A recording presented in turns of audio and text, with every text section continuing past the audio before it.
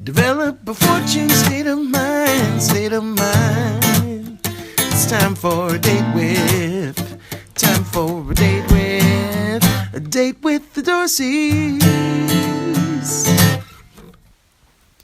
Hello, hello, hello. Welcome to another Date with the Dorseys. I am Dr. Jatan. And I'm Floyd Dorsey.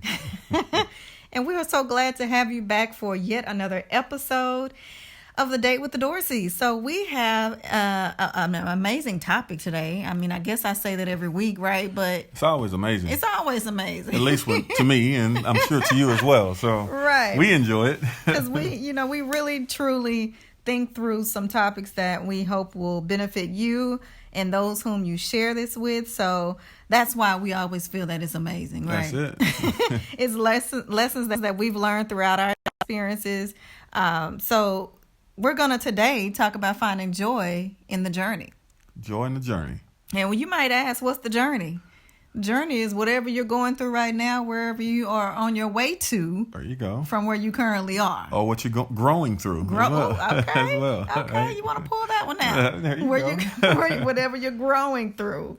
So your journey could be, again, we always talk about the topics that we discuss could apply to love, life, and business.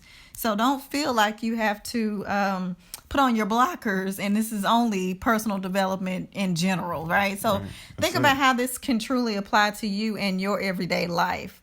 So as we mentioned, joy in the journey. How can you truly find joy in the journey? So first thing that we want to talk about is knowing your destination.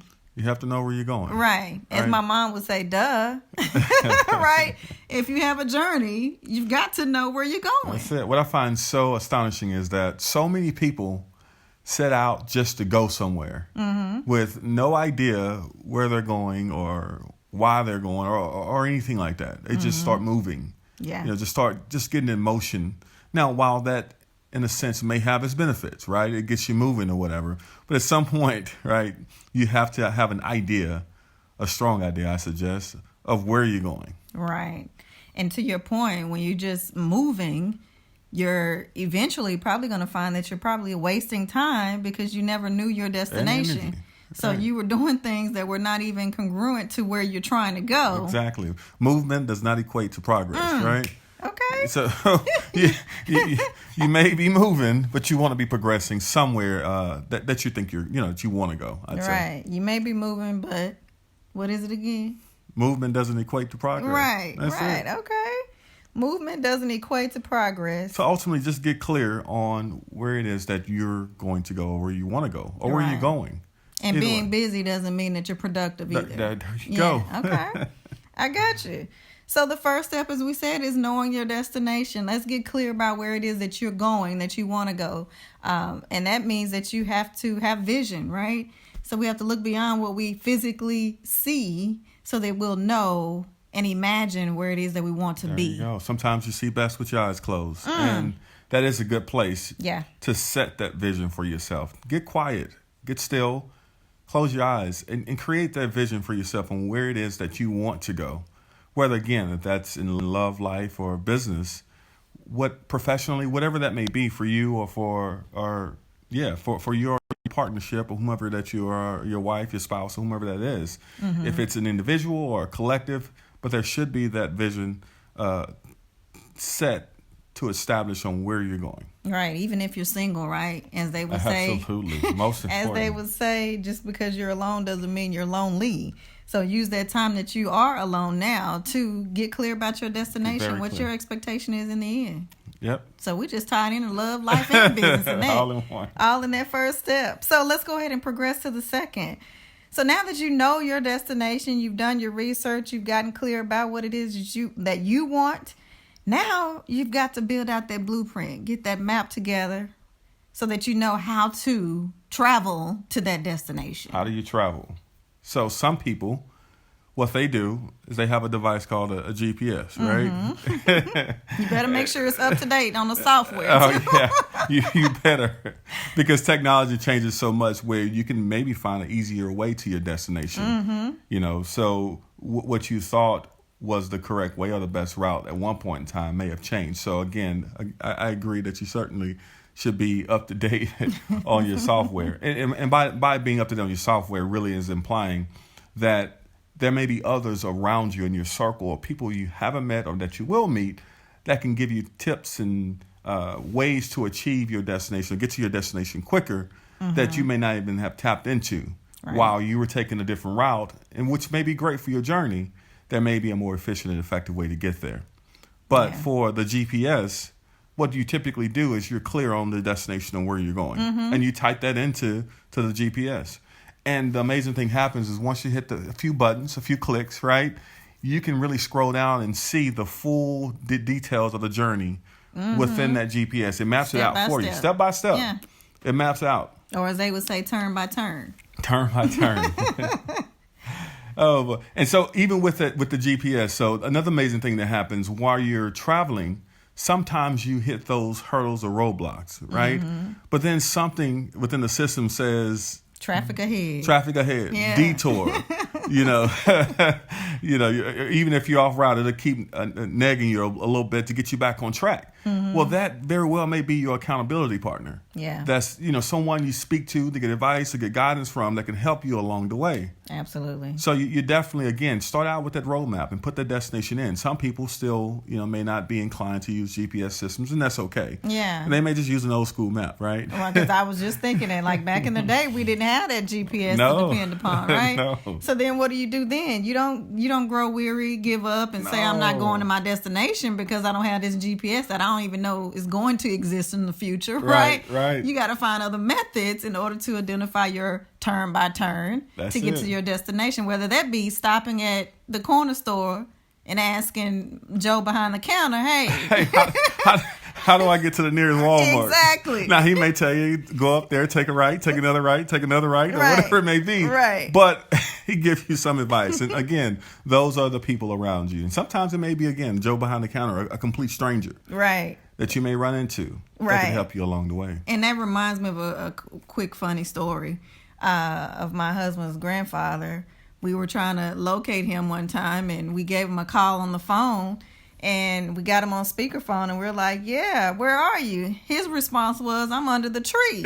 That's right. So, that's just an example of, okay, it was plenty of trees where we were. Right. We're out in the country. Yes, There's so many trees.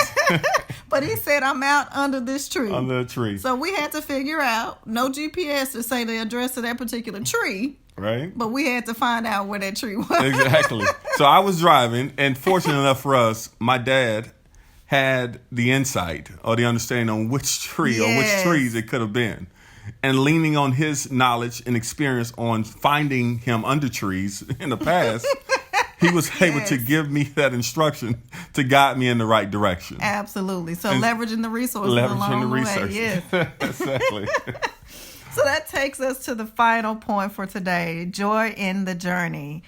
If you're just tuning in, joy in the journey is what we're talking about today. So the third step or practical tip that we're going to share is, what is your plan once you arrive? You've gotten clear about what your destination is. Then you figured out how to turn by turn make your way to that destination. Now, what am I supposed to do? Why am I going? What's the point? What's the point? Now, granted, this is something that you should have been thinking about prior before you start, right? So you should begin with the end in mind. There you go. But in this aspect, we just wanted to go into in an order of which it was kind of a logical and chronological thought process.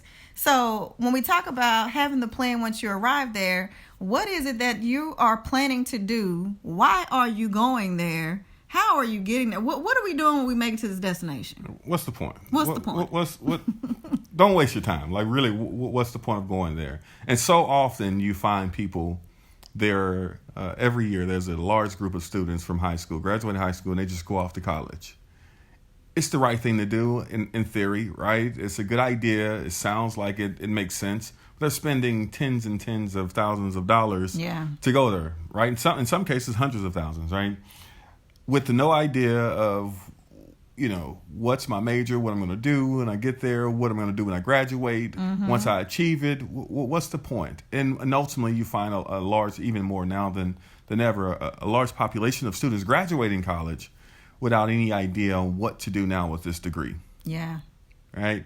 And so it is that point of course, seek consultation. However, there's a point you must reflect and go into yourself and figure out, at least have some idea on what I'm going to do when I get there, once I achieve what I'm looking to achieve on this journey. Right. And it reminds me of a live I did recently as well, is just knowing your why. And your why has to always be bigger than what you're doing. Because we oftentimes, as we mentioned earlier in this recording, that, you know, we go about life just doing things just because, right? Whether it be because somebody asked us to do it or because somebody else is doing it and it looks good and they making money or whatever the reasoning is. Whatever it is. Right? Your why has to be bigger than that. It has to be something that's going to drive you every day, give you a reason to get up and continue to push towards this destination. And that why could be your legacy. That why could be what? I don't know, to improve your credit, to buy a house, to get a degree. Whatever it may be. Whatever it is for you. So often you find people, the main thing is because it's always been done this way, right? What people come up with. And, you know, just a quick story on that. It's an old story, but I typically enjoy when I think about it. It's Thanksgiving, since it's the holidays. I think this is a good story. Mm-hmm. Thanksgiving dinner. The husband, we'll give him his name is let's say John, just for sake. John is what? Hey, John. So John's baking a turkey, and his wife is, she reaches and grabs him as he begins to put the turkey into the pan, and she tells John, "Hey, you need to cut off the arm and the legs of that turkey, because that's how you do it. Cut them off before you put it into that pan, because that's how you make the best turkeys." He's like, "No, it doesn't make sense at all. What do you mean cut off the wings and the legs or whatever it may be on a turkey?" Mm-hmm. She's like, "No, this is how we've always done it. My mama did it this way. Her mom did it this way. Please do that, or else it's just going to come out bad. It's going to be awful." He's like, "Look, it doesn't make sense to me. I'm not going to do that. I want to eat the whole turkey." Mm. And she said, "Well, look, let's call mama, and she'll tell you." So she calls mom on speakerphone. "Mom, would you tell my husband, my dear husband John, to cut those wings and those arms, legs, or whatever off this turkey before he puts it in the oven, because that's how you make the best turkey. It's always been done that way." She said, "Yeah, of course." And he's like, "Look, mother-in-law, I hear you, I understand you, but I want to eat the whole turkey." Right? Okay. And she goes, "Look, I'm telling you, you're going to ruin it.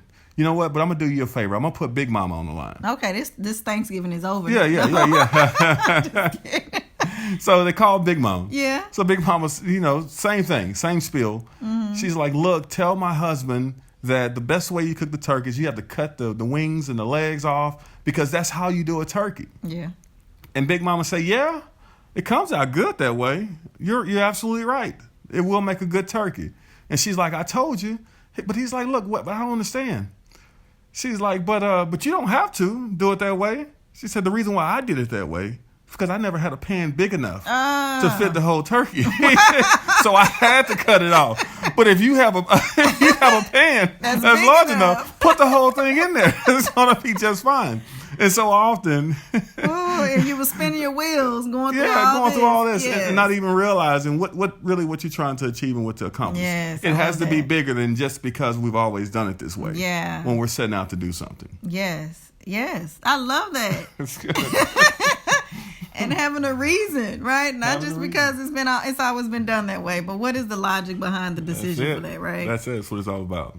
Awesome. So, joy in the journey. We talked about the 3 steps, right? This is not the extent of the journey by far, but these are some tips that we wanted to discuss in summary, right, in our episode. Absolutely. Yeah. It's a few steps. Now, there are more, of course. We would love to share those as well.